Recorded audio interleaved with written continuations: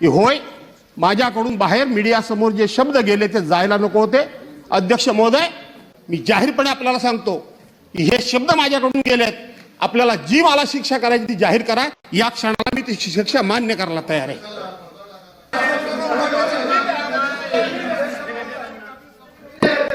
आणि अध्यक्ष महोदय, मी सुरुवातीला असं म्हणालो की मी जरूर माफी मागितली पाहिजे असं मी बोललो।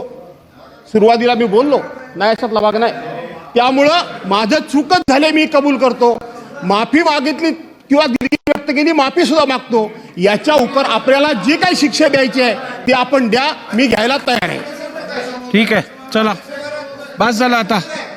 सन्मान्य सदस्य, ठीक आहे, ठीक आहे। सन्मान्य सदस्य भास्कर जाधव साहेबांनी आत्ताच बघा, एक लक्षात घ्या, हा अवमान काय माझा वैयक्तिक नाहीये, हा या सभागृहाचा अवमान होऊ शकेल तर होत असेल। आणि त्यामुळे मला वाटतं आता त्यांनी जी भावना व्यक्त केली आहे ती या सभागृहाने मोठ्या मनाने स्वीकारावी आणि हा विषय संपवावा।